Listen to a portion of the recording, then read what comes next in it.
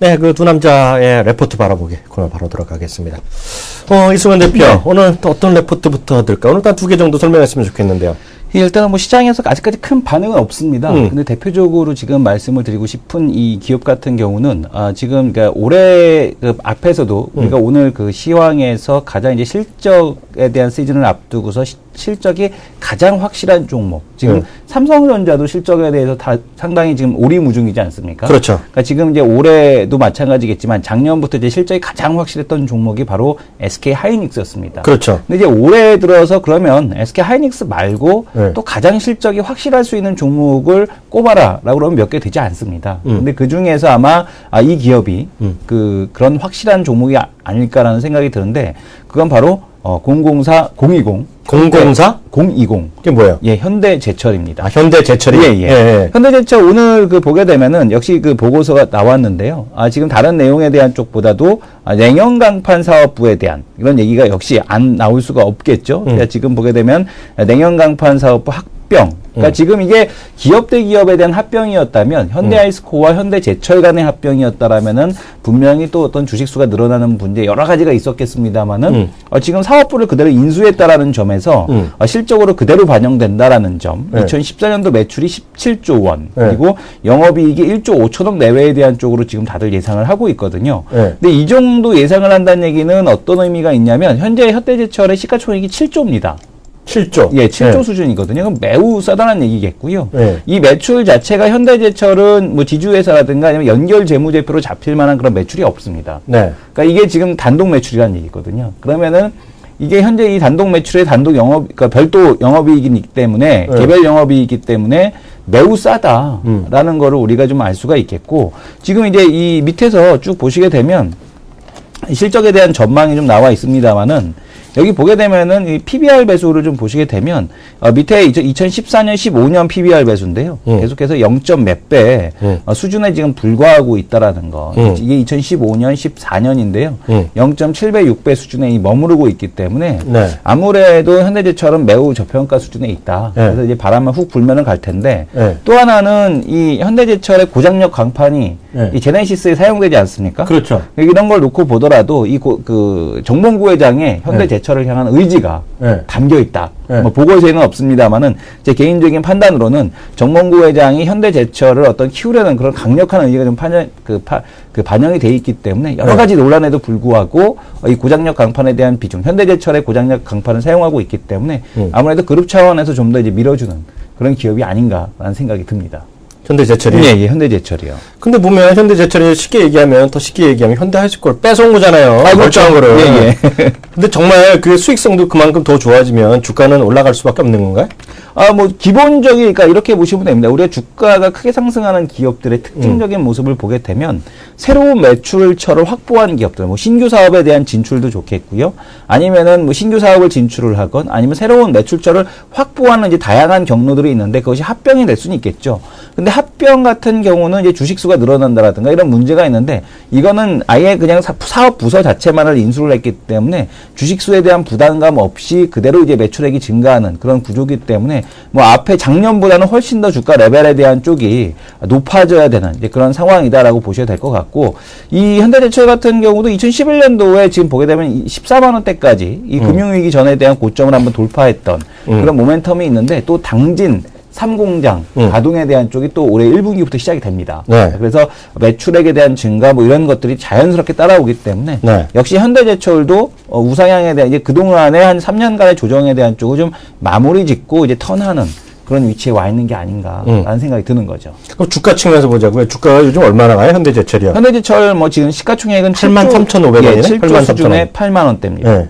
목표 주가가 지금 어느 정도 나오고 목표 있나요? 주가 지금 보시게 되면은 지금 뭐 9만 원, 10만 원 왔다 갔다 하고 있거든요. 네, 네. 9만 원, 10만 원대인데 제가 보기에는 판단으로는 네. PBR 1배 정도 수준까지는 네. 가져야 되지 않을까. 그러면은 한 12, 3만 원 정도 수준까지는 기본적으로 이 앞에 고점에 대한 쪽까지는 뭐 시도하려는 그 경기에 대한 쪽만 돌아간다라면 경기가 좋아진다라는 그 가정하에서는 네. 역시 그 뭐 현대제철 같은 경우는 가장 가지고 싶은 그런 주식 중에 하나. 그리고 현재 레벨이라면은 뭐 리스크에 대한 쪽도 별로 없는 그런 수준이 아닌가라는 생각을 합니다. 만약 하나 더 여쭤보자고요. 예, 예. 현대제철하면 이 현대제철 때문에 예를 들어서 좀 안 좋게 된 애 있잖아요. 예, 포스코 예. 그동안. 예, 그렇죠. 몇 년 동안 제대로 오른 적이 없잖아요. 예. 근데 포스코 자꾸 된다는 애들 많던데, 주가에서. 예, 어떻게 예. 봐요? 저는 포스코에 대해서는 그렇게까지 긍정적으로 보지는 않습니다. 왜요? 저는 일단은 그 포스코 강판이 가지고 있던 사업부, 지금 보게 되면 현대제철, 그러니까 우리가 건설 경기하고 이제 크게 이제 자동차, 철강에 대한 수요를 가져가는 곳은 두 군데가 있는데요. 뭐 자동차 쪽에서 철강 수요 가져가는 곳, 뭐 현대 기아차 그룹이 가장 확실하지 않습니까? 근데 현대 기아차 그룹에서 아예 일괄제천소 쪽에 대한 그 라인을 다 마련을 했기 때문에 굳이 포스코에 대한 것을 쓸 필요가 없다. 그래서 현대제철을 강하게 이제 그 매출에 대한 드라이브를 해줄 거기 때문에 네. 제가 보기에는 포스코에 대한 쪽은 오히려 현대제철보다 탑픽스로 좀 볼 수 없지 않나라는 생각을 하는데 위원님은 어떻게 생각하세요? 저한테요? 예. 저한테 물어보세요? 예. 저는 그 개인적으로 저희 혹시 저 방송 보신 분 계실지 모르겠지만 혹시 저희 방송 머니터 방송도 보시는 분 여기 키움에 계신 분 계신지 모르겠는데요. 저는 3, 4년 전에 포스코를 본 적이 없어요. 어떤 관심을 놓은 적도 없고 예, 한마디로 현대제철이 현대차 그룹이 고로 사업을 들어간 이후에 결국 포스코는 뭐 개꾸락지 됐다는 생각을 갖고 있고요. 어저께 이제 뉴스 보니까 그 혹시 어저께 MBC 뉴스 이런 거 봤어요? MBC인가 어저께 SBS인가 그 둘 중에 하나 봤는데요. 그 포스코가 인도네시아 합작사를 했어요. 예, 그래갖고 거기서 이제 고로 사업을 해갖고 어저께 합작사 해갖고 혹시 뉴스 보신 분 못 봤어요 어저께? 예, 어제 못 봤어요. 그 동남아 해갖고 그쪽이 동남아 쪽을 쫙 간다고 하더라고요. 예. 그러니까 그리고 이제 인도도 하려다 보면 멘트 된다 안 된다 얘기하고 있는데 그렇게 외국 가고 그러는 것 자체가 크게 봐서는 자기 자체 힘의 역량이 안 되기 때문에 나라에서 우리 안에서 뺏겼기 때문에 외국에서 가는 건데 모르겠어요. 장기적으로 어떨지 모르겠지만 그 여전히 저도 철강주를 한다 그러면 뭐 현대제철이라는 생각 갖고 있고요. 그 이성훈 대표는 어떻게 생각할지 모르고 시청자분 어떻게 보실지 모르고 애널리스트들은 어떻게 생각하실지 모르겠지만 저는 올해 그 의외로 다크호스로는 현대엑스코다. 현대에스코가 이제 다 뺏겼잖아요. 좋은 걸 뺏겨갖고 예. 쉽게 해서 개꼬락지가 됐는데 확 위축됐는데 말이죠. 예. 이게 그렇게 끝나지는 않을 거라는 생각을 좀 갖고 있는데 이거는 뭐 근거는 없고요. 그냥 걔 감이니까 그냥 참고하시면 될 것 같고요. 저는 오늘 준비한 게 약간 그 다른 주식을 어떤 큰 주식들 얘기하는데요. 예. 오늘 CJ 헬로비전을 말씀드리겠습니다. 헬로비전이. 네, CJ 헬로비전은 우리 그 시청자들, 키움의 고객분들 아시는 분 계시겠지만 크게 봐서는 딱 하나를 하는 회사죠. 뭐냐면 쉽게 해서 그 SO라 그러잖아요. 예. 또 지방에 갖고 뭐 강남에도 있을 것이고 우리나라 전국에 SO를 걸쳐서 그 케이블 방송, 케이블 아날로그나 디지털 방송 이제 풀어주는 거죠. 그래서 플랫폼을 갖고 있는 회사인데 실제로 보면 요즘 이제 관심 있는 건 아마 오늘 BS 투자증권에서 썼는데 아마 저것 때문에 그럴 겁니다. 그 내수 관련주로 그 하나에 부각됐다는 게 하나 있어 보이는데요. 그래서 실제로 보면 혹시 그 자료 좀 화면 좀 띄워줄 수 있는지 모르겠어요. 보시면 딱 수치로 보시면 명확하죠. 매출액이요. 2012년에 8,900억 정도였거든요. 2012년도에. 표시 동그랗게 표시죠. 8,900억인데요. 2013년, 14년 훅 늘어납니다. 2013년에도 1조 1,000억을 확 늘어나고요. 2014년에도 3,000억 정도가 2,000억 정도 3,000억이 확 늘어나는데 이게 보면 M&A를 통해서 구치를 키워서 그래요. 쉽게 얘기하면서 SO를 딴 데도 얼마 전에 또 작년 연말인가 SO 하나 또 하나 인수했거든요. 예. 그러니까 드러날 때 매출이 늘어나는데 문제는 이익이 이렇게 많이 늘어나지 않았어요, 실제로 보면. 2013년에도 영업이익이 줄어들었잖아요. 여기 보시면요. 1,500에서 1,300억이 안 되게 1,250억 줄어들었는데, 이게 왜 줄어들었냐면요. 적자 사업 부분이 문제가 됐었어요. 그게 뭔지 아세요? 어떤 게 지금 문제가 됐었죠? 정말 몰라서 물어보는 거예요? 예. 그 MVNO라고 그래요. 알뜰폰. 어렵게 알뜰폰. 알뜰폰 있잖아요. 예. 알뜰폰이 작년 여름까지 안 좋았어요. 몇 년 동안 하려는데 2012년 때부터 적자였었거든요. 지금도 적자예요. 제가 알기에는. 계속 적자인 걸로 알고 있습니다. 적자인데 가입자가 많이 늘어나는 거예요. 4분기에. 최근에. 네. 저도 고객이 됐어요. 넥서스. 그게 아니라 고객이 됐는데 아마 시청자분들도 깜짝 놀라실 거예요. 그 LT 써요? 뭐 써요? LT. 저는 LT 쓰고 있습니다. LT 쓰면 얼마짜리 써요? 요금제. 지금 69,000원짜리. 69,000원. 호갱인데 갖고? 호갱이 돼서. 69,000원짜리인데, 그게 보면, 제가 알기에는 요금제가 LT로 넘어가면서요. KT건 뭐, KT 기준 말씀드리면, 4.2 요금제, 5.6 요금제, 뭐 이렇게 쭉쭉쭉 넘어가잖아요. 여기 시청자분들도요, 약정 끝났다. 나 기계 갖고 있다 그러면요, CJ 헬로비전은 바로 가세요. 지금 당장 가면요, 4.2 요금제가요, 21,000원입니다. 21,000원이요? 네, 그럼 저 21,000원 제가 보여줬잖아요. 저는 4.2 요금제로 21,000원 했어요. 데이터 안 터지고 이러는 거 아닙니까? KT 거 똑같은 거 쓰죠. 그리고 4.2 요금제 21,000원에 그 데이터 요구하면 1.5기가. 정말 전화 잘 터집니까? 똑같다니까요. 시티폰처럼 이렇게 중계기 찾아가야 되고 이런 거 그런 거 아니라니까요. 응답하라 이거 아니에요? 아, 그거 아니에요. 아닙니까? 아, 그게 아니라 진짜 헬로비전을 저도 깜짝 놀라서 가입을 했어요. 근데 계약 기간도 없고 마음대로 쓰는 거예요. 그러니까 제일 비싼 거가 6기가짜리 있어요. 6기가짜리. 그게 저기 KT나 이런 데 보면 5, 6 요금제거든요. 데이터 쓰는데도 전혀 문제 없고 와이파이 잘 터집니까? 350분 시간 사용량이 350분이고요. 기본적으로 데이터 요금이 데이터 쓰는 게 6기가인데 6기가면 웬만한 사람 다 써요. 얼마나 쓰는지 모르겠지만 6기가 쓰는 사람은 아주 젊은 친구 계속 그러니까 유튜브 보는 친구 아니면 웬만하면 다 보거든요. 유튜브 아니면 거의 쓸 일이 없죠. 그거 얼마인지 물어봐 주세요. 얼마입니까? 제가 이거 CCL 옵션 대리로 하는 사람도 아닌데 28,000원이요. 28,000원이요? 예. 그 못 믿겠지만 바로 들어가시면 제가 왜 이거 왜 안 쓰는지 모르겠어요, 사람들이. 그래갖고 그게 왜, 근데 중요한 건. 아니, 가입자 수가 안 늘어날래 안 늘어날 수가 없겠네요. 늘어난다니까요? 예. 지금 보면 저 두치님이 6이 쓰는데 이건 6이는 어디 요금 좀 그러니까 아마 SK 쓰시는 것 같은데. SK 같은데. 지금 CJ로 뭐 들어가시면 딱 나와요. 지금 이게 보면은요. 그래서 이게 농담이 아니라 진짜고. 그래서 이런 것 때문에 가입자 많이 늘어나서. 궁금한 거 하나. 와이파이 잘 터집니까? 저 장난꾼 아니에요. 장난꾼 아니더라도 우리 그 시청자분들께서 굳이 주식뿐만 아니라 지금 한번 보시라고 그랬는데 와이파이 본인이 직접 쓰고 계시니까 잘 터집니까? 저를 쫓아다니면요 자다가도요 떡이 생기는 사람인데요. 이렇게 보면 와이파이는 KT 거 그대로 씁니다. 그대로 씁니까? 네, 원래 와이파이 그냥 떠요. 그러면은 뭐 전혀 문제가 없다는 얘기죠. 그래서 제가 오늘 헬로비전을 꼽았잖아요. 그래서 이거 자세한 걸 다 떠나서 지금 화면에서 보시면 아시겠지만은 실적이 감소했는데 EPS에 지금 빨간색 네모를 쳐드렸는데 EPS 증가율이 60%에 가까워요. 올해. 그러니까 이게 뭐냐면 빠른 올해 안에 그 MVN은 알뜰보 산업이 플러스로 전환된다는 거예요. 그리고 이제 또 하나가 포인트가 뭐냐면 아날로그에서 디지털로 바뀌게 돼 도로도 멀잖아요. 케이블 TV 우리 시청자분들 잘 들으세요. 케이블 TV 보는 분들이 있고 케이블 TV도 있고 뭐 요즘 스카이 보시는 분들 많이 있는데요. 케이블 TV에서는요 대부분의 그 SO에서 아날로그에서 디지털로 넘어간 비율이 한 35% 정도밖에 안 돼요. 근데 CJ 헬로비전은 제일 높아요. 51%. 51%. 네. 그래서 계속 갈수록 늘어날 수밖에 없죠. 근데 아직은 어떤 지역에 가면은요. 어떤 아파트 단지에 가면 예를 들어서 디지털은 못 바꾸게 돼 있어요. 아직까지. 그게 안에 내부적으로 문제가 많아갖고. 근데 그게 하나씩 정치적으로 풀어나가는 거죠. 그래갖고 싹 들어가는 거거든요. 그래서 제가 보기에 CJ 헬로비전은 좀 말이 된다라는 생각을 좀 갖고 있어요. 그래서 오늘 CJ 헬로비전 그 레포트가 훅 나왔길래 그래서 CJ 헬로비전 해봤습니다. 그래서 단기적은 제가 모르겠지만 제가 고객으로서 제 주주가 아니라 고객으로서 그 좋다 이거죠. 그래서 댕가지님, 갈비님, 원칙프린 좋은 정보 감사하다고 쓰시잖아요. 혹시 보고 계세요? 보고 있습니다. 저는 가다가 보면 정말 떡이 생기는 사람이에요. 정말. 가입은 우체국에서 하시냐고 물어보는데. 우체국에서는 안 돼요.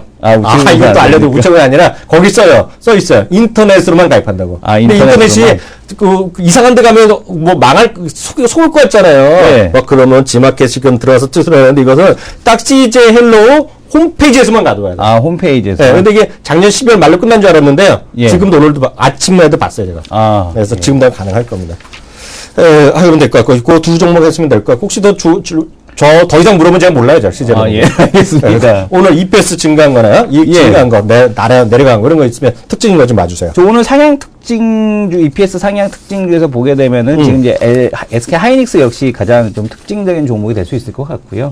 그 SK 하이닉스에 대해서 이제서야 좀 이게 야금야금 높이는 기업 증권사들이 하우스들에 대한 뷰들이 바뀌고 있는데 좀 많이 늦은 감이 없지 않아 있다라는 말씀을 드리고 싶고 특징적인 것 중에 하나가 오늘 보게 되면은 LG 디스플레이가 상당히 좀 눈에 띈다라는 말씀을 드리고 싶습니다. 그래요? LG 디스플레이가 KB투자증권과 지금 보게 되면 KTB투자증권에서 약 10% 정도 지금 보게 되면은 EPS 추정치를 상향하는 이런 모습들을 보여줬었는데 이 얘기는 아무래도 이제 애플의 중국 시장에서의 선전 이런 것들을 좀 반영하고 있지 않나라는 생각이 듭니다. 그 샤오미가 좀 썰레발 쳤잖아요. 레이준이 그 보게 되면 이제 그 중국에는 레이준이 있다면 레이준이 이 마케팅을 잘하는 CEO라는 저는 평가를 내리고 싶거든요. 근데 이제 또 미국에는 또 그런 CEO가 하나 또 있지 않습니까? 아이언맨. 앨런 머스크. 앨런 머스크도 이제 상당히 마케팅을 잘하는 이제 그런 CEO를 볼 수가 있을 것 같은데 지금 샤오미가 뭐 애플을 이겼다라고 이제 설레발을 치고 나서 그 다음 달에 바로 애플이 시장 점유율 9%를 치고 올라가지 않습니까? 근데 아무래도 1월 달에 이제 본격적으로 지금 차이나 모바일과의 애플과의 이제 그 갑자기 설립이 됐기 때문에 아무래도 그 10%대 두 자릿수 이상에 대한 시장 점유율을 좀 기록을 하지 않을까. 그래서 뭐 LED 디스플레이에 대한 어떤 이런 그 시장 그 실적에 대한 전망치 상향 이런 것들은 좀 그 눈에 띄고 있다라고 봐야 될 것 같고요. 그 외에 이제 그 코스닥 기업들 우리가 보통 그 뭐 삼성향 기업하고 이제 애플향 기업 이렇게 나뉘게 되는데 애플향 매출이 좀 있는 기업들에 대한 쪽들도 반등이 좀 기대가 된다라고 말씀드릴 수 있을 것 같습니다. 그 내려간 거는요? 예, 내려간 것들 중에서 한번 살펴볼 텐데요. 내려간 것들 중에 보게 되면은 좀 특징적인 게 역시 이제 LG그룹주들에 대한 이 전망에 대한 쪽들이 내리고 있는데 이게 아주 특이한 곳이 있습니다. LG전자에 대해서 KB투자증권에서 지금 아주 많이 내렸습니다. 약 20% 정도를 실적에 대한 전망을 하향을 시켰습니다. 그러니까 기대보다 낮은 G2 판매량이다라는 얘기를 했는데 어떻게 생각을 하십니까, 위원님께서는? 이 LG에 대해서 실적 추정치를 하향을 크게 시켰거든요. 저는 기본적으로 그런 생각 갖고 있죠. 예, 그 LG노트 대표적으로 저는 뭐 정확히 뭐지만 LED랑 결국은 카메라 아닙니까? 카메라 아니, 지금 말씀드린 건 LG전자. LG전자요? 예. LG전자는 전 그렇게 보죠. LG전자는 올해 다코스라는 생각 분명히 갖고 있어요. 제가 여러 번 말씀드렸다시피 그 애플 있잖아요. 애플 때문에 같이 손잡고 하는 것이 LG 디스플레이고 결국은 구글과 손잡고 하는 것이 LG 전자인데요. 삼성전자 요즘 뭐 오늘 좀 반등하고 있지만 올해 들어서 좀 쉽지 않은 거에 그 중에 요인 중에 뭐 대여섯 가지 있다면 그 중에 하나는 구글의 진격인데 구글이 공격적으로 앞으로 가는데 구글의 앞으로 정말 돌격 앞으로 하는데 뒤에서 같이 달라붙어 있는 게 LG전자가 아닌가 싶네요. 그래서 LG전자는 좀 다코스 성격을 분명히 갖고 있다는 생각 갖고 있죠. 그래서 지금 보게 되면 LG 이노텍도 같이 지금 보게 되면 약 20% 정도 그 실적에 대한 추정치가 하향 조정됐는데 이 얘기는 LG전자가 안 되니까 LG 이노텍도 안 된다라는 그런 내용으로 좀 보여지고 있고. 근데 맞아요. 최근에는 그 LED 업종에 대한 그 반등세들이 상당히 세지 않습니까? 올해 1월부터 LED 이제 백열 전구 금지가 됐는데 LG 이노텍 같은 경우는 아직까지 그 수혜에 대한 쪽이 그렇게 크게 보여지지는 않는지 LG 이노텍에 대해서도 역시 실적에 대한 전망치가 좀 크게 나타나고 있다라고 보셔도 될 것 같고 LG그룹주 이 전자계열사 중에서 LG노텍이 규모가 좀 작습니다. 그러다 보니까 이제 대형주 쪽에 속하다기보다는 중형주 규모에 대한 쪽에 속하고 있기 때문에 가격에 대한 변동폭이 좀 많이 크게 나타나고 또한 실적에 대한 전망치들도 아주 크게 이렇게 변동이 좀 나타난다라는 점을 투자에 대한 포인트로 참고를 하셔야 될 것 같습니다. 참고적으로 저는 이렇게 보고 있어요. 앞서 그 두 가지 저도 나름 제 생각이 있어서 약간 좀 그 뭐라고 그래요? 깔때를 간다 그러나 좀 들이대면 두 가지 말씀드리는 거 아까 레이준 얘기하셨잖아요. 혹시 우리 그 시청자 키움의 고객분들 중에서도요 레이준 잘 아시는 분 계실 겁니다. 그 샤오미 얘기하는데요. 샤오미가 그 작년에 얼마 판지 아세요? 결국? 샤오미 4천만 대요. 2,500만 대. 작년에. 작년에 2,500만 팔렸는데 그거까지 안 된 걸로 알고 있고요. 1,800만 정도 판 걸로 알고 있는데, 뭐, 1,800, 2,000만인지 모르겠어요. 근데 올해 목표가 뭔지 아세요? 4천만 된 걸로. 어떻게 아세요? 4천만? 레이준 아니다. 왜 이러십니까? 제가 같은 레이준 대단한, 정말 대단한 친구란 건 저는 뭐 인정할 수밖에 없어 보이고요. 앞서 그 LG 이노텍 얘기 있잖아요. 이노텍이요. 저는 LG 이노텍은 기본적으로 약간 썰렁하게 생각하고 있어요. 관심도 별로 없는데, 왜냐하면 결국 두 가지잖아요. LG 앞서 말을 끊어서 그렇지만 LED랑 저거잖아요. 카메라 모듈. 그렇죠. 카메라 모듈 뭐 그게 대단한 실력이 있는지 잘 모르겠어요. 그래서 그리고 LED는 앞서 잠시 얘기했지만 그건 LED는 서울 반도체 정도 하면 되는 거 아니냐. 그래서 그런 생각이 들어서 그게 큰 관심 없다. 아무래도 중소기업 적합업종이다 보니까. 그래요? 그 LED가 그 가정용 조명 같은 경우는 중소기업 적합업종이거든요. 그러다 보니까 상대적으로 이 조명 쪽 시장에서는 서울 반도체가 좀 더 강점을 갖고 있다라고 좀 보셔야 될 것 같습니다. 이 친구가 우리 친구 아시겠지만 이 대표가 디테일이 강한데 이 친구가 저거예요. 공대 출신이야, 공대. 그래서 뭔가 그런 쪽만 나면 입이 방긋방긋 터지고 모르는 게 없어요. 하이리치 2가 어떤 거예요? 그 얘기 좀 해봐요.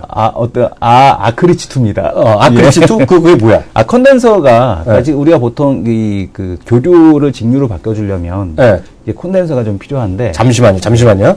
여기 혹시 아크리치 2 또 모르시는 분에서 서울 반도체 투자 포인트 할 때 맨날 나오는 게 아크리치 2인데요. 그 얘기 잠시 좀 얘기 좀 듣고 가려고 그래요. 예, 그 서울 반도체에서 이제 핵심적인 제품이 바로 아크리치 2입니다. 근데 이게 어떤 제품이냐면 컨덴서를 없앤 제품이에요. 컨덴서가 있게 되면은 제품의 수명도 짧아지게 되고 그리고 이제 뭐 전력에 뭐 가격에 부품이 하나 더 들어가다 보니까 이제 그 제품에 대한 가격도 높아지게 되는데 중간에 이제 그 교체를 해야 되는 이 컨덴서를 없앤 제품이죠. 그러다 보니까 직접 그냥 현재 있는 소켓에다가 그대로 갖다 낄 수 있는 제품이 바로 이 아크리치 2입니다. 그래서 이 제품이 지금 서울 반도체에 대한 매출에 대한 쪽을 일으키고 있다라고 보시면 될 것 같고 아무래도 이제 100여일 전구에 대한 판매 금지가 됐기 때문에 올해부터 본격적인 매출에 대한 전망이 그 매출이 본격적으로 가속화되지 않을까 이런 측면에서 지금 바라보고 있는 거죠. 아, 공대생이 말하니까 제가 뭐 말할 건 없고요. 나중에 또 정말인지 아닌지 사실관계 나중에 또 확인하는 시간 갖도록 하겠고요. 그렇게 오늘 두 번째 코너 두 남자의 레포트.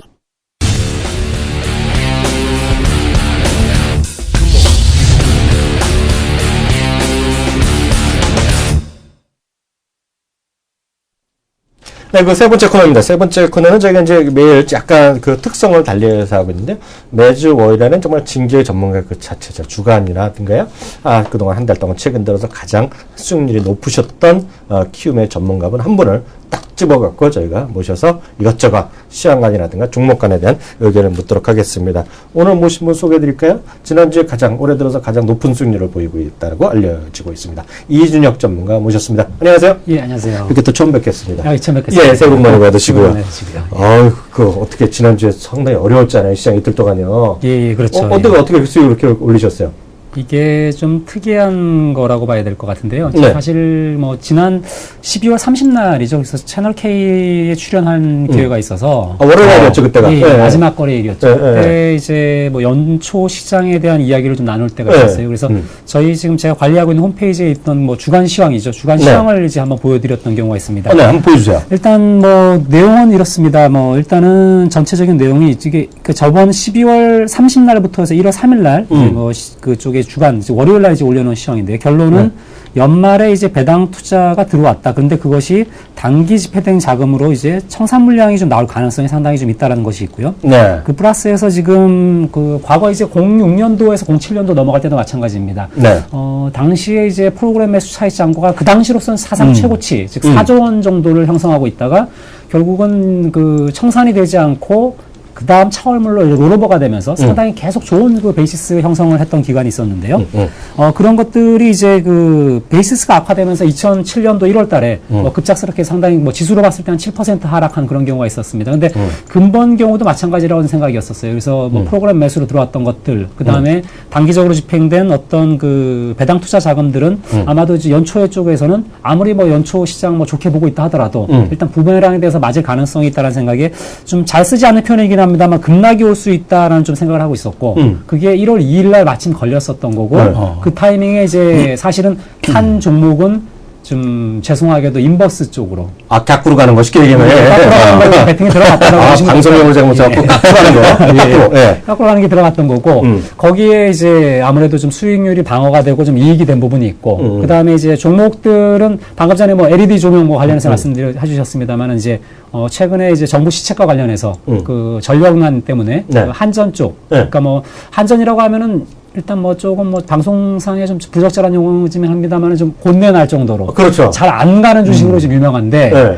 사실 잃어버린 한 20년 됐죠 사실은요. 그렇죠. 뭐 네. 증권계 들어온 다음에 한전이 제대로 된 주가 뭐 나온 적이 한 번도 없었습니다. 네. 근데 정부 시책이 작년 8월달에 바뀌면서 공급적인 어떤 부분에 있어서의 전기료 이제 뭐 정상화라고 해야 되겠죠. 그런 부분. 그 다음에 수요적인 부분에 있어서 LED 조명 쪽으로 해서 이제 네. 백열등을 못 팔게 하는 거. 그 다음에 네. 하나가 이제 ESS 쪽으로 해서 전기 저장 쪽으로 들어가는 거. 네. 이제 정부 그 정책 수혜주라고 봐야 되겠는데 네. 이제 그런 부분에 있어서 좀 고정관념이 깨질 수 있는 움직임이 한전에서 있을 가능성이 있다. 네. 그리고 최근에 움직임도 그래 했고요. 네. 그래서 한전이 좀 들어가 있던 것이 전체적인 어떤 포트의 수익률을 올리고 방어가 되는 그런 쪽에 좀 역할을 한 것이 아닌가 한전이 일단 주요하셨고 또 예. 하나가 그 ETF 활용을 그렇죠. 하시는 예, 거죠. 그렇죠. 예, 맞습니다. 평상시 거래에서도 ETF 그 고객분들을 리딩하실 때 예. ETF를 많이 활용을 하시나요? ETF 활용을 좀 많이 하는 편인 게 이제 사실 그 키움에 이렇게 전문가로 오기 전에는 보통 이제 파생 쪽을 예. 더 많이 했던 쪽이다 보니까 아, 지수 쪽 파생. 플레이를 하는 쪽이다. 네, 위험하다 싶으면은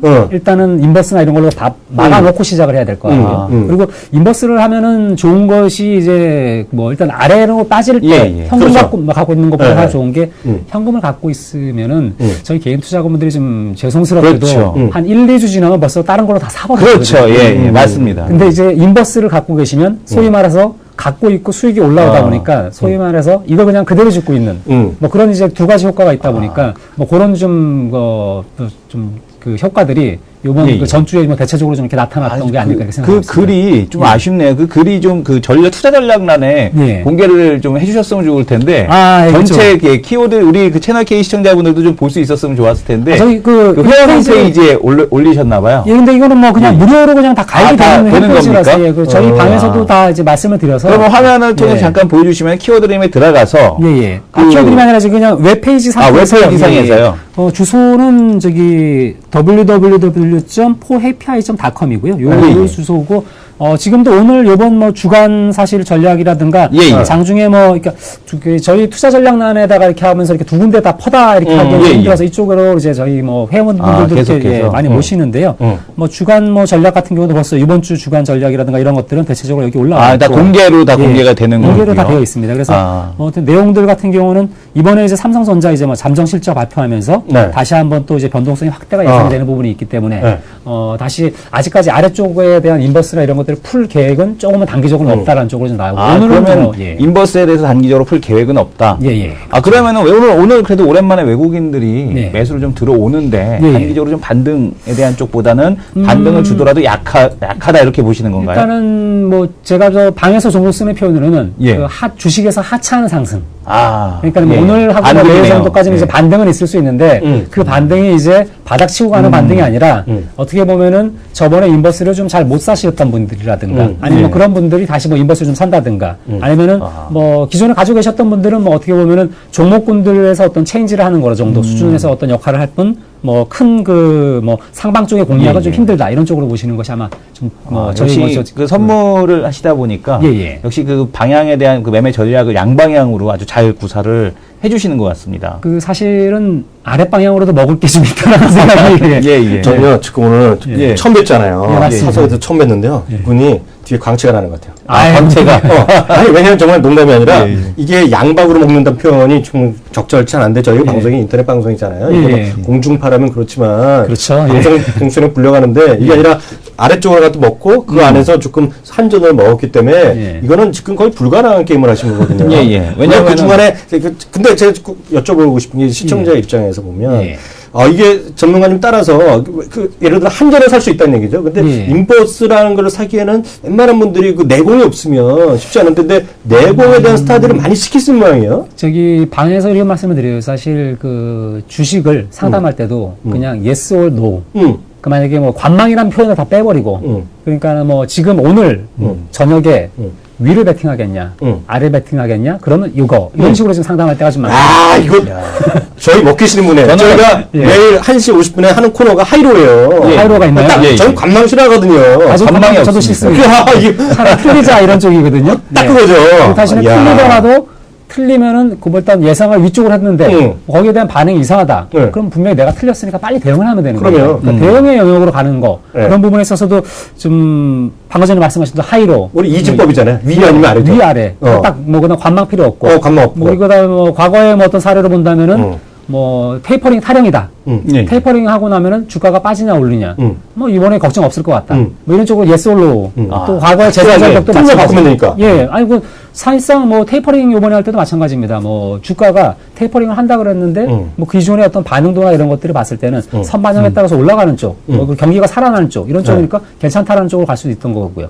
재정절벽 때 이제 재작년이 됐죠. 재작년 11월 달에는 재정절벽 뭐 우려로 맨날 뭐 어쩌고저쩌고 얘기 나오는데 사실 주가는 11월 19일부터 해서 12월 달까지 계속 올라가거든요. 뭐 그런 것들도 결국은 이게 도리어 일부 타결이 된다고 했을 경우에 문제가 생기는 거지. 그러니까 막 악재가 나왔다고 해서 꼭 주가가 빠지고 네. 호재가 나왔다고 주가가 오르는 그런 쪽 상황은 아니라고 이렇게 보시는 거죠. 아마. 예, 이성대 제가 대표님도 네. 이준영 전문가한테 좀 배우세요. 디테일이 있잖아요. 왜냐면 11월 19일 이런 거 웬만한 분 기억 못해. 그런가요? 저는 예. 그 가장 감명을 받은 게 확실하다. 응. 투자 전략에 대한 쪽이 가장 확실하다. 왜냐하면은 인버스를 보셨기 때문에 경기 방어주적 성격이 강한 이 한전을 또 편입을 하셨지 않습니까? 그래서 지금 매수에 대한 쪽과 이 인버스에 대한 매수 전략에 대한 쪽이 가장 확실하게 아주 공격적으로 이 배팅에 대한 쪽을 하시는 거 보면서 투자 전략에 대한 쪽이 중간에 이렇게 그 흐지부지 되는 것이 아니라 확실한 방향성을 제시하는 전문가구나라는 느낌을 받았습니다. 저도 근데 이제 하나 좀 골치 아픈 거는 이제 만약에 시장이 상투로 치고 어깨를 쳤다. 그럼 이제 거의 한 달 정도 쉬자고 말씀을 드립니다. 근데 또 실시를 겸손하시는 겸손까지 갖추신 분이에요. 아니, 근데 이건 겸손이 아니고, 이건 자랑질입니다. 자랑질은 전문가로서 특히 이 키움증권의 전문가로서 고객분들에게 매매를 쉬십시오라고 얘기할 수 있는 전문가는 정말 그건 용기예요. 왜냐하면은 쉬는 건 곧 보수하고 관련이 있기 때문에 정말 이건 용기가 필요한 거죠. 그래서 이 쉴 때 쉴 줄 아는 전문가라는 부분, 그리고 이때 이 매매 전략에 대한 쪽에서 자신의 이 매매 전략 방향을 정하면 확실하게 정하고 이 드라이브를 건다는 점에서 상당히 그 진격의 전문가 선발전을 하다 진격의 전문가 생각이 듭니다. 진격의 거인 혹시 보셨어요? 아니 못 봤습니다.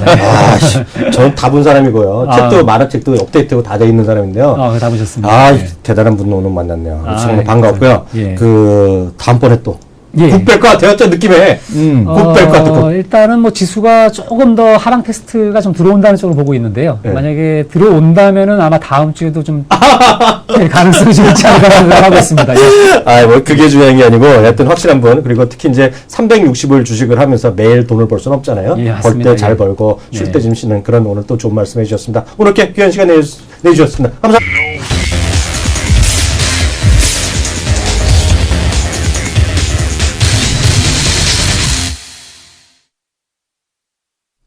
네, 그 세 번째 코너입니다. 토크 배틀 시간이 익숙하실 텐데 핵심 이슈, 해외 이슈, 국내 이슈, 그리고 종목별로 또 뚜렷한 게 이슈 있으면 또 여러 가지 찾아보는 시간입니다. 첫 번째 코너는 그중에 해외 이슈 코너입니다.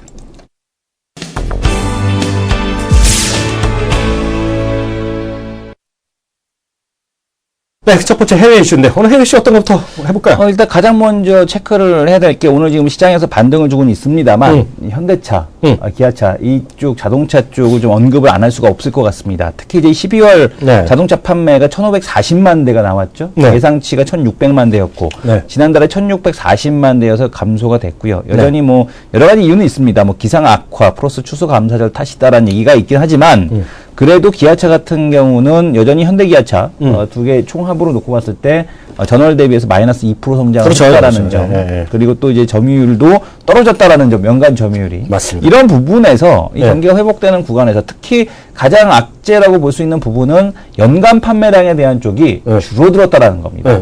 그러니까 이런 상황에서 정몽구 회장이 과연 이 지금 증설에 대한 얘기를 하지 않았습니까? 네. 중국 시장뿐만 아니라 전 세계 공장을 다 증설을 해라라는 얘기를 했는데 네. 이게 과연 타당한 결정인 것이냐라는 쪽에 대해서 퀘스천을 안 던질 수가 없습니다. 저는 의원님께서 이거에 대해서 어떻게 생각하십니까? 전 무조건 타당하다는 생각 갖고 무조건 있고요. 타당합니까? 그 오히려 늦었다는 생각 갖고 있죠. 이거 현대자동차는 지금 그 절제열리는 순간에 있어요. 무조건 빨리 생산을 늘려야 되는 것은 뭐 당연하다는 생각 갖고 있습니다. 말이 나온 것도 하나씩 팩트를 다시 한번 정리해 드리면은요. 지난달에 그 12월 달이었죠. 생각보다 조금 덜 팔렸는데요. 그래서 워낙 기상이 안 좋았고 지금 요즘 보면 1월 달은 별로 좋을 게 없어요. 1월 달은 동북부 완전 그 사상 최대로 춥다는 얘기 나오지 않습니까? 거기다 이제 11월 달 말에 이번에 추수감사절이 묶여 있었기 때문에 자동차 좀 미리 팔았죠. 근데 어떤 걸 다 포함해서라도 생각보다 덜 팔린 건 문제가 되는데요. 그래서 연간으로 보면 1,580만 대가 정확히 팔렸습니다. 이 연간으로 보면은요. 그 리얼 숫자를 보면 1,560만 대 팔렸는데 올해는 한 1,680에서 한 1,720만 대 정도 예측하고 있으니까 올해도 뭐 분명히 시장은 늘어난다라고 보셔야 될 것 같습니다. 그래서 과거에 뭐 12월 달 안 좋았죠. 그리고 현대기아차가 7.1% 20%가 나왔거든요, 점유율이.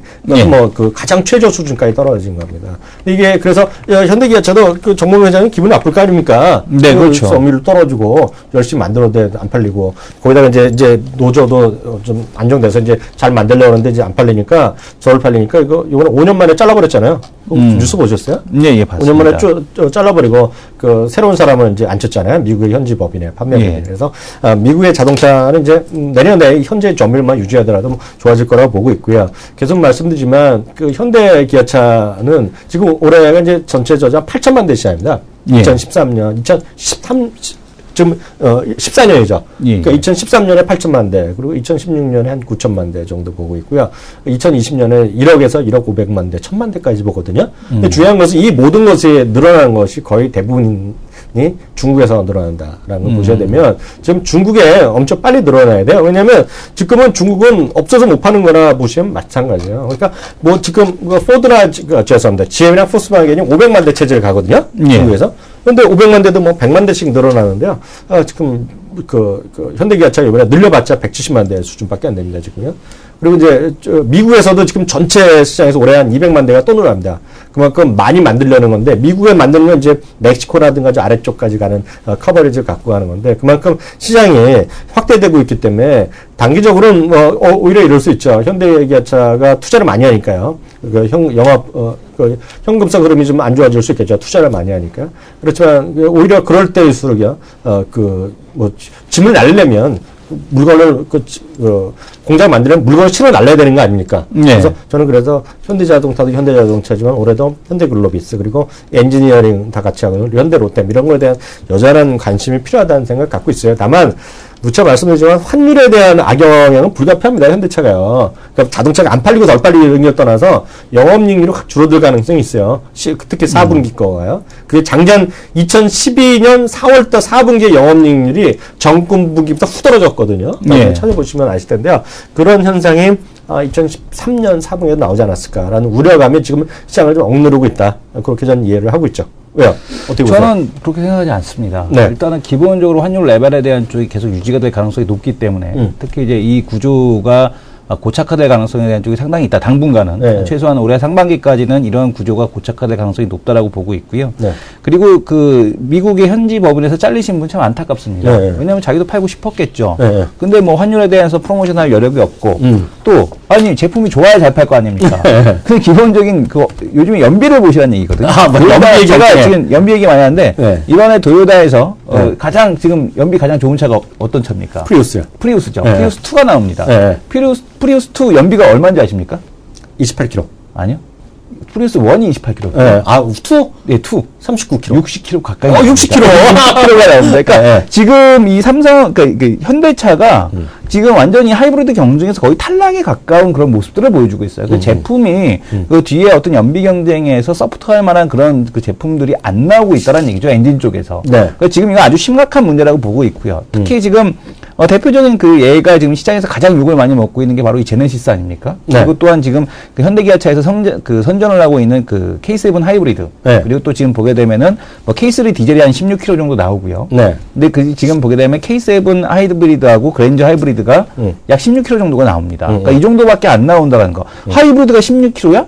라는 얘기가 나오는 거거든요. 그러니까 하이브리드 하면은 보통 20km에서 30km 사이가 나와줘야 하이브리드구나라고 볼 수가 있을 텐데 이 정도 제품력으로는 지금 현대기아차 지금 판매량을 늘리기는 쉽지 않다라는 점을 좀 말씀을 드리고 싶고 또 하나는 이 현기차 같은 경우가 지금 그 시장에서 디자인에 대한 경쟁력 네. 너무나 지금 보게 되면은 좀 많이 떨어지고 있다라는 생각이 듭니다. 특히 이제 K7 처음에 나왔을 때 농담 삼아서 이런 얘기를 했는데요. 기아 마크를 빼게 되면 오히려 K7이 더 잘 팔릴 거다라는 얘기를 했었거든요. 네. 왜냐하면 이 기아 마크 그 심지어 어떤 농담이 있었냐면 현대차 직원이 K7 안 팔리게 하기 위해서 파견돼 갖고 기아차 마크를 박았다라는 얘기까지 있었고요. 그리고 또 그 지금 보게 되면 제네시스 같은 경우도 디자인적인 측면에서 독창적이다라는 평가를 받기보다는 여기저기 카피했구나.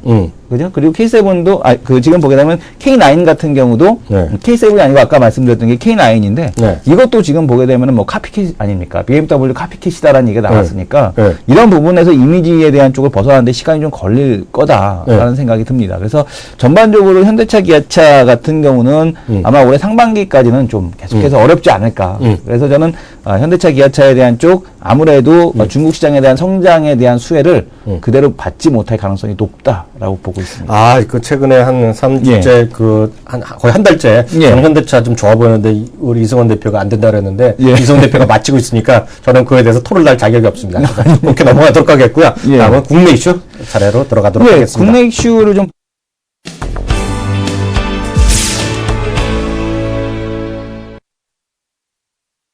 네, 국내 이슈는 오늘 삼성전자를 얘기 좀 했으면 합니다. 삼성전자가 드디어 이제 내일 어닝 가이던스를 예, 예. 발표하잖아요. 8조 원대다 얘기가 이제 정설로 굳어지고 있는데 어떻게 보세요? 저는 이걸 질문을 역으로 드리고 싶습니다. 저한테요? 예, 지금 예. 외국계 증권사하고 이제 국내 증권사하고 지금 또 이제 붙었어요. 그러니까 외국계 증권사는 9조 언더가 될 거다. 8조 원대 영업이익이 나올 거다라고 보고 있고 국내 네. 증권사들은 지금 화면을 통해서 보시게 되면 대부분이 다 9조 이상을 주고 있습니다. 네. 가장 박하게 주고 있는 곳이 NH농협이거든요. 네. NH농협증권이 영업이익 9조 4분기 영업이익이 9조 1,000억 원이 날 것이다라고 보고 있는데 네. 위원님께서는 어느 쪽에다가 보고 계십니까? 9조, 8조? 저는 그런 거 물어보지 마시고요. 머니투데이 쪽에서 그때 기사가 났다고. 머니투데이가 먼저 답글을 썼잖아요. 오늘 보면 매일경제 보셨어요? 예, 예. 매일경제 분도 그 그룹의 정통한 소식도 하면서 8조 원대 8.5조가 안 되는 거 써놨거든요. 그러니까 저는 언론에 손을 들어주고 싶죠. 언론 쪽에다가. 네, 왜냐하면 두 군데 모두 정통한 소식통이라고 썼는데 예. 정통한 소식통은 그 여태까지 제 언론사에 있던 경험상으로 보면 내부 사람이 얘기해 준 거기 때문에요. 만약 그 위상 떨리다 그러면 머니투데이나 매일경제 두 군데 모두 엄청나게 욕먹을 싸죠. 그러면은 궁금한 게, 네. 이건희 회장님께서 20주년 신경영 특별 경력금을 최소 4천억에서 맥시멈 8천억까지 쏠 거다라는 얘기들이 나오고 있거든요. 근데 그게 지금 그 구조를 무너뜨리면서까지 쏠 만한 그런 경력금이 됩니까? 그럼 이미 다 예. 벌써 지불된 거 아닌가 모르겠어요. 내가 정확히 예. 모르겠는데 받아본 적이 없어갖고요. 아직까지 지금 정확하게 얘기가 안 나오고 있죠. 예. 그거는 저는 이렇게 보고 있어요. 왜냐하면 이미 다 정리가 됐으니까 예, 이번에 실적이 나오는 건데 제가 이건희 회장 근처도 가본 적이 없는데 이걸 어떻게 합니까? 예, 예. 그냥 주는 사람 마음이죠. 그래서 저는 그거에 대한 질문을 답할 자격도 안 나지만요. 저는 이렇게 보고 싶어요. 중요한 것은 8.5, 8.4조 원 나오건 8.5조 원 나오건 9조 원 나오건 9조 6조 원 나오건 중요한 게 아직 아니다라는 생각 갖고 있고요. 지금부터 내일부터 오늘 혹시 대신증권 혹시 레포트 보셨는지 모르겠어요. 한번 말씀해 주시죠. 대신증권에서 오늘 레포트를 어떤 식으로 썼냐면요. 크게 타이틀 잡은 게 이거예요. 삼성전자 실적이 어떻게 되건 발표되면은요. 불확실성이 해소되기 때문에 실적이 좋건 안 좋건 간에 그래서 이런 얘기를 썼어요. 삼성전자 실적과 더불어서 안도랠리 시작된다. 시작된다. 주가 이제 반등할 거라고 썼는데요. 그 부분에 대한 생각이 오히려 더 중요할 것 같아요. 왜냐하면 소수 견인이긴 한데요. 그것은 이제 실적 발표되면 이제 터질 게 터졌다 하면서 이제 좋아진다는 그런 회복될 거란 얘기인데 가능성은 없진 않겠지만 저 이런 생각이 듭니다. 과거에도 보면은 거의 2년째 마찬가지인데요. 어닝 가이던스 시기랑 거기서부터 월말 25일, 26일까지 해서 본 실적이 나오잖아요. 예. 그때까지 삼성전자 이렇게 움직인 적이 별로 없을 것 같아요. 그리고 홍조권이었던 기억이기 때문에 모르겠어요. 제가 다 기억이 맞는지 모르겠지만 모르겠어요. 삼성전자가 실적 발표한다고 해서 어닝에 대한 불확실성 해소되면서 안도랠리가 나온다? 그거는 약간 아닌 것 같아요. 어떻게 보세요? 그러면 저는 이렇게 보고 있는데 삼성전자에 대한 실적에 대한 전망, 그러니까 지금 이제 안도 랠리까지 아니다라고 보고 있고요. 왜냐하면 이 대신증권 조윤남 센터장님 나이가 상대적으로 젊습니다. 그러다 보니까 상당히 이제 시장 희망이라든가 이런 전망에 대해서 하우스뷰 자체가 전반적으로 공격적으로 좀 많이 변했어요. 예전에 비해서. 그래서 이 좀 많이 공격적인 영업에 가까운 이제 그런 보고서가 아닌가라고 좀 보고 있고 삼성전자가 실적이 안 좋다라는 것은 그만큼 단기적인 반등에 대한 쪽은 악재 해소 차원에서 가능할 수는 있겠으나 시장을 캡으로 묶는 박스권으로 묶어버리는 아주 결정적인 요소가 될 수 있다. 왜냐하면 실적에 대한 레벨 자체가 이 대한민국 시장의 레벨 자체가 다운이 됐기 때문에 아무래도 시장에 대한 상승 자체 레벨업 시키는 1분기에 대한 주가를 묶는 그런 요인이 될 거고 반등에 대한 시점은 갤럭시 S5가 이제 출시되는 그 시점 거기서 얼마나 혁신적인 제품을 내놓느냐 이것이 아마 삼성전자에 대한 주가 레벨업을 결정을 지을 거다라고 보여집니다. 그래서 삼성전자 위로 간다 아래로 간다. 현재 주가 수준에서요? 한번 해보죠. 월 말까지. 월 말까지? 네. 월 말까지는 여기서 업. 업? 예, 업. 아, 나도 업인데 어느 정도까지? 어느 정도까지요? 네. 여기서 지금 가격이 얼마죠? 131만 원. 131만 원. 네. 지금 뭐 가격 수준에서는 한 뭐 131만 원이니까 130한 7만 원. 137만 원? 7만 원. 아, 나는 예. 그거보다 언더. 언더? 예, 예. 자기 137 이상 먹고. 아, 7만 원 월말인가요? 월말. 아, 이거 남자가 두 마디 하면 안 되죠. 두 마디 하면 안 돼. 137 하겠습니다. 그러면 이성현 대표는 137 위로 보고요. 월말까지. 예, 예. 월말의 고점입니다. 예, 예. 월말 고점. 예, 예. 그리고 월말까지의 그거는 137 언더로 전 1369 이하 가면 제가 이기는 거로. 예, 예. 그렇게 알겠습니다. 하도록 하겠고요. 마지막 이슈 한번 들어가도록 하겠습니다.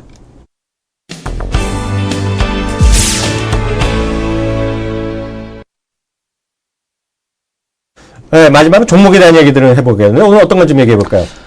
삼성전자 뭐 계속 얘기를 좀 안 드릴 수가 없는데 오늘 그 삼성전자 반등을 주고 있습니다만 최근 나타나는 특징적인 모습이 삼성전자 우선주를 외국인들이 매수해요. 삼성전자를 작년 하반기부터 말부터 막 그런 적이 있었잖아요. 삼성전자에 대해서 배당에 대한 정책이 나왔거든요. 삼성에서 시가 배당을 하겠다, 배당 수익률을 관리하겠다라는 얘기가 나오고 나서부터 삼성전자를 팔고 삼성전자 우선주를 사는 그런 이제 그 매수 세력들이 존재를 하고 있고 지금 보니까 삼성전자를 팔면서 삼성전자 우선주, 그 다음에 SK하이닉스, 네이버를 사는 묶어서 사는 형태의 모습들이 나타나고 있거든요. 그러니까 대충 따져보면은 이런 몇 가지 종목을 구성하게 되면 삼성전자를 팔면서 다른 종목으로 대안에 대한 매수를 해도 나쁘지 않겠다. 어떤 롱숏 전략일 수도 있겠고 아니면은 어떻게 보게 되면은 이 삼성전자를 팔면서 다른 쪽으로 옮겨가는 전략이 될 수 있는데 과연 이런 그 삼성전자 우선주, SK하이닉스, 네이버가 삼성전자에 대한 대체제가 될 수 있는지 얘네들이 삼성전자 안 가고 이쪽들이 주가를 올려서 시장을 끌어당길 수 있을지 이 부분에 대해서 어떻게 생각하십니까? 저는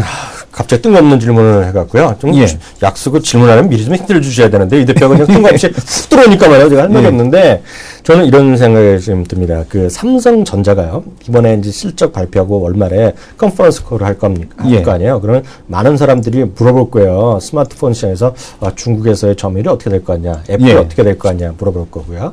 그리고 앞으로 올해 이제 새로운 제품 갤럭시 기어가 실패했기 때문에 후속 제품들이 어떤 것이 있을까를 아마 애널리스트나 기자들이 물어볼 거라는 생각을 갖고 있거든요.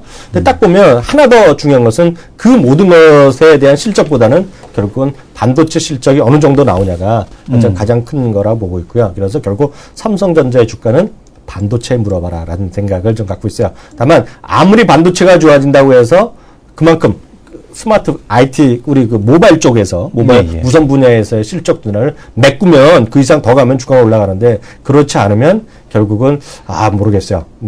상대적으로 작년에도 하이닉스보다 증가율로 보면 주가 상승률 보면 성격이 뒤졌잖아요. 그래서 올해도 집금 가격 대비 고점, 종가는 모르겠지만 연중 고점은 하이닉스가 올해도 빠르진다는 생각을 갖고 있기 때문에 여전히 하이닉스에 일단 손을 들어오고 싶다는 생각까지 전해드리도록 하겠습니다. 지금까지 해서 토크 배틀이었습니다.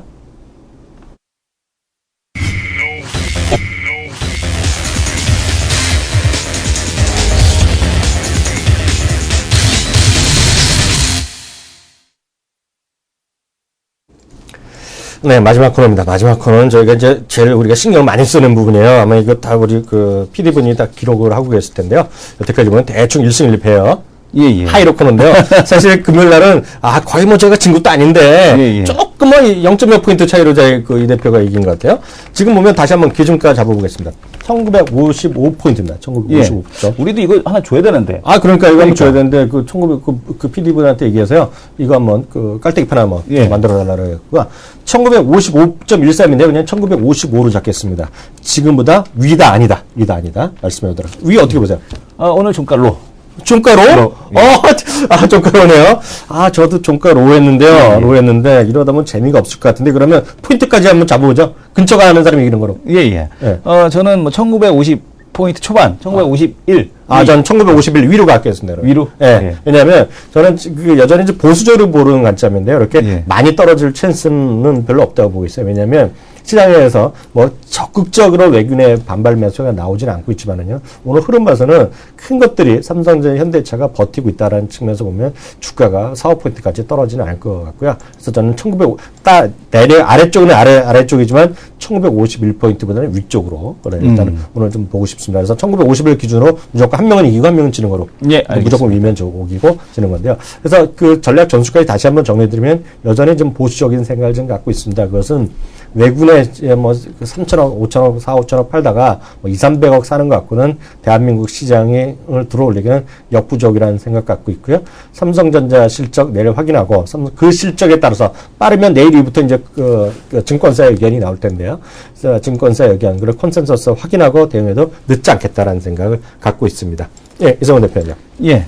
저 같은 경우도 지금 삼성전자에 대한 실적 발표에 대한 쪽 앞에서도 말씀 주셨습니다만 단기적인 악재에 대한 해소라고 보고 있습니다. 네. 그래서 오늘 같은 경우도 이제 물론 그 미리 선취매하는 그런 세력들이 나타나고 있습니다만은 그렇다고 해서 이 시장에 대한 쪽을 강하게 들어 올릴 만한 그런 호재에 대한 쪽은 아니기 때문에 종가에 대한 부분은 조금 이 현재 지수 때보다는 좀 낮게 마감이 되지 않을까라고 보고 있고요. 네. 단기적으로 받는 코스에 대한 쪽 진입을 하겠습니다만 지금은 이제 시장이 어떤 실적이라든가 이런 부분보다 이제 매크로 변수에 의해서 지금 사실은 움직이고 있습니다. 그러니까 금리 인상에 대한 미국에서의 금리 인상에 대한 시기에 대한 논란이라든가 아니면은 환율에 대한 방향성이라든가 이런 것에 대한 논란으로 인해서 지금 시장이 외국인들도 매도를 하고 매수를 주춤거리고 있는 상황이라 현재 이 매크로 변수들에 대한 어떤 그 모멘텀을 돌릴 만한 그런 요인들이 아직까지 발견되지 않아서 시장에 대한 쪽은 여전히 좀 보수적인 관점에 대한 쪽으로 계속해서 바라봐야 되지 않을까 이렇게 말씀을 드리겠습니다. 예, 시간이 조금 남았는데 한 두 가지만 더 짧게 하나 물어보겠습니다. 가장 중요한 중에 하나 물어보겠는데요. 건설주가요. 반등을 좀 하다가 오늘 갑자기 다 훅 내려가고 있거든요. 건설주에 대한 의견 한번 어떻게 갖고 계세요? 건설주 같은 경우는 저는 이렇게 보고 있는데요. 기본적으로 지금 시장 상황에서 건설 경기에 대한 부양 자체가 그렇게 쉽지는 않다라고 보고 있습니다. 정부 정책에 대한 쪽 많이 나오고 있습니다만은 실질적 체감을 느끼기에는 좀 많지 않고요. 그리고 또한 이제 또 마감이 조만간에 이제 세제 혜택에 대한 마감이 있지 않습니까? 이 세제 혜택에 대한 마감이 나타나고 나게 되면 결국에는 다시 한번 그러니까 지금 건설 경기 쉽게 얘기해서 실질 수요 그러니까 소비할 수 있는 그 주택을 소비할 수 있을 만한 그런 여력에 대한 쪽이 좀 많지는 않습니다. 그래서 이것을 세금에 대한 쪽을 깎아주는 것은 그 수요를 땡겨서 쓰는 효과에 대한 쪽은 있습니다만은 새로운 수요를 창출할 수는 없기 때문에 여전히 정책에 대한 효과에 대한 쪽이 이렇게 크지는 않다. 그런 관점에서 건설주 쪽에 대한 흐름은 그냥 트레이딩에 가까운 그런 형태에 대한 거래로만 하셔야지 아무래도 이렇게 꺾이는 구간에서 뭐 투자에 대한 관점으로 접근하시는 거는 좀 제한적으로 하셔야 될 필요가 있어 보인다라는 말씀 드리겠습니다. 저한테도 의견 어떻게 생각하십니까? 저는요, 대표적 낙폭화대주가 대한민국의 낙폭화대주 하면 두 개를 빼놓고 얘기할 수 없다는 생각 갖고 있어요. 그게 정말 수십만 원에서 훅 떨어진 말 안 해도 알죠. 삼성 엔지니어링. 네, 그래서 훅 떨어졌다 한마디로. 야, 근데 그 삼성 엔지니어링은 그렇게 생각할 수도 없는 게 그 몇천 원에서 훅 올라간 거 아닙니까? 몇십만 원으로. 아니, 2,000원에서. 그거 따지면요, 액면값부터 시작해야죠. 아니, 그게 아니고 몇 년 전에, 진짜 몇 년 전까지 얘기하면요, 그 6.25 때 얘기가 나오니까 이런 거 의미 없는 얘기고요. 고점 대비 많이 떨어졌다는 생각을 하나 갖고 있고요. 또 하나가 CJ제일제당. CJ제일제당. 그러니까 이제 오너가 큰 집 가냐고, 뭐 여러 가지 실적도 있겠지만 훅 떨어졌다. 그래서, 대표적인 대한민국의 낙폭과 대준 두 개가 있다는 생각 갖고 있고요. 마지막으로 한 종목만 더 여쭤보겠습니다. 제가 우리 지난번에 첫날이었나요? 주동인 전문가 얘기했을 때도 제가 원익 IPS 얘기했던 것 같은데요. 원익 IPS 보니까 오늘 사실 저희 방송에 나와서도 우리 증권상굿의 스몰캡 팀장을 저희가 특집으로 매일 아침에 하고 있거든요. 그 양반도 일본 타자를 원익 IPS 얘기하더라고요. 요즘 왜 이렇게 여기저기 원익 IPS 얘기하는지 그리고 SK하이닉스와 더불어서 이런 것들이 정말 되는 건지 올해. 짧게 한번. SK하이닉스는 당연히 된다라고 말씀드릴 그러니까 수 있을 것 같고, 원익 IPS 같은 경우는 실적에 대한 쪽에서 대비해서 좀 선행하고 있다라는 생각이 듭니다. 왜냐하면 최근에 이제 이 위로 올라갈 수 있을 만한 버퍼에 대한 여력이 그렇게 크지 않다라고 보고 있거든요. 물론 이제 그 중소형 이 반도체 장비 업종 쪽에서 분명한 메리트가 있는 종목이긴 하나 그 위로 올라갈 수 있는 버퍼에 대한 쪽은 그렇게 크지 않다라고 보고 있습니다. 특히 이 장비에 대한 발주 자체가 SK하이닉스에 대한 증설에 대한 얘기가 나오고 나서 원익 IPS 같은 경우도 좀 더 주목이 되는 건 사실이나 SK하이닉스에 대한 증설에 대한 계획 자체도 단기적으로는 이슈에 대한 쪽이 아니라 중장기적으로 계속해서 발주에 대한 쪽이 잡혀 있는 것이기 때문에 현재 주가 수준을 놓고 본다라면 충분히 어느 정도 좀 반영이 돼 있지 않나. 그래서 10,000원 이상에서는 오히려 10,000원 언더에서는 매수하시면서 가는 건 좋을 수 있겠으나 10,000원 위에서는 오히려 좀 매도하는 플레이 이런 게 좀 좋아 보인다. 그래서 오히려 시장에 대한 쪽을 본다라면 SK하이닉스가 좀 더 낫다라고 보여집니다. 좀 더 안전하다? 좀 더 낫다. 예, 저기까지 해서 오늘 두 남자 쇼 준비한 거 모두 마쳤습니다. 앞으로도 시청자분들 그 방송 중에도 라디오 특별하게 코멘트 있으시거나 관심 있으면 계속 올려주시면 좋을 것 같고요. 지난 금요일 날은 우리 팟캐스트가 올려드린 게 약간 에러가 있어서 못 올려드렸는데 오늘 또 정상적으로 올라가겠죠? 예, 오늘 제대로만 파일을 좀 주셔야지 올라갈 수 있을 것 같은데 파일 받으면 바로 올려드리도록 하겠습니다. 하여튼 유튜브나요, 팟캐스트 통해서 두 남자 쇼라고 검색하시면요, 구글이나 이런 데서 검색하면 쉽게 찾을 수 있을 테니까요. 나중에 혹시 못 보신 분들, VOD나 에어우디를 통해서 여러분들 찾아뵙도록 하겠습니다. 수고 많이 하셨습니다. 감사합니다. 감사합니다.